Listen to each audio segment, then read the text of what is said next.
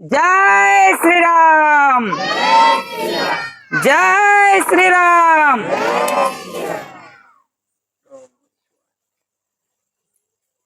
చూడండి, ఈ సమాజంలో జరుగుతున్నటువంటి విషయాలను వివరించేటటువంటి ప్రయత్నం చేస్తాను. మనుషులు ఎట్లా తయారైందంటే మనం అక్కడక్కడ చూస్తూ ఉంటాం.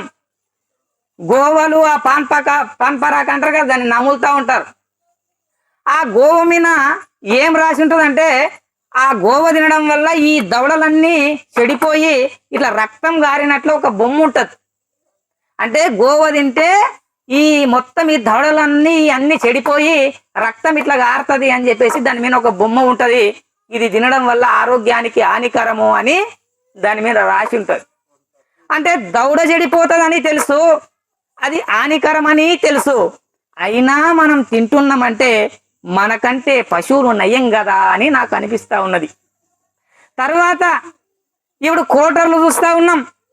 కోటర్ మీద స్పష్టంగా రాసి ఉంటుంది ఈ మద్యపానము ఆరోగ్యానికి హానికరము అని. అరే, ఈ మందు తాగడం వల్ల మన శరీరములో అవయవాలు చెడిపోతాయి, కిడ్నీలు చెడిపోతాయి, లీవర్లు చెడిపోతాయి, ఆరోగ్యం చెడిపోతుంది, ఆ మందు వల్ల డబ్బు కూడా వృధా అవుతుంది అని తెలిసి కూడా మనం మందు తాగుతున్నామంటే మనకంటే కూడా పశువులు చాలా నయమని అనిపిస్తా ఉన్నది. మరి అదే విధంగా చూడండి ఎట్లా ఉంది పరిస్థితి అంటే, మరి మందు తాగితేనేమో అట్లా, గోవలు తింటేనేమో ఇట్లా, బీడీలు తాగుతూ ఉంటారు, ఒకటేంటోటి ఊతా ఉంటారు. మరి బీడీలు తాగితే చూడండి, బీడీల కట్టె మీద రాసి ఉంటుంది ధూమపానము ఆరోగ్యానికి హానికరము అని. మరి అది అంత తెలిసి చెప్పినా కూడా మనం బీడీలు తాగడం, సిగరెట్లు తాగడం మనం వెనకటికి బండలిన్లు ఉంటాయి. ఇప్పుడు కొన్ని చెత్తలైనా ఇప్పటికీ బండలిన్లు ఉన్నాయి. బండలింట్లా కట్టెల పోయి పెడితే ఆ మసంతా పోయి ఆ వాసనలకు నల్ల కండెన్లాగా పట్టుకుంటారు కింద పొగ పోయి. మరి మనం ఆ బీడీ తాగినప్పుడు మన ఊపిరితిత్తులు మొత్తం నల్లగా అయిపోయి మెల్లగా అవి బొర్రెలు పడేటటువంటి ఛాన్స్ ఉన్నది. అంటే బీడీలు కానీ సిగరెట్లు కానీ ఆరోగ్యానికి హానికరం అని చెప్పినప్పటికీ కూడా మనం తాగుతున్నామంటే మనకంటే కూడా పశువులు నయ్యము అని అనిపిస్తా ఉన్నది.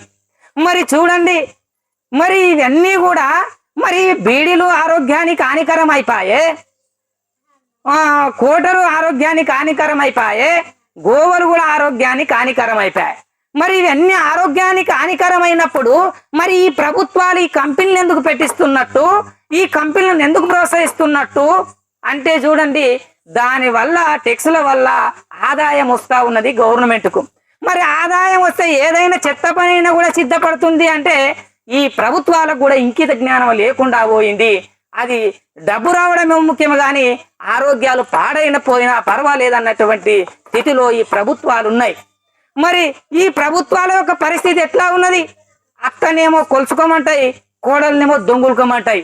అత్త నీ ఎన్ని బియ్యం ఉన్నాయి అనేది కొలుచుకోమంటాయి, కోడల్ని దొంగులుకోమంటాయి.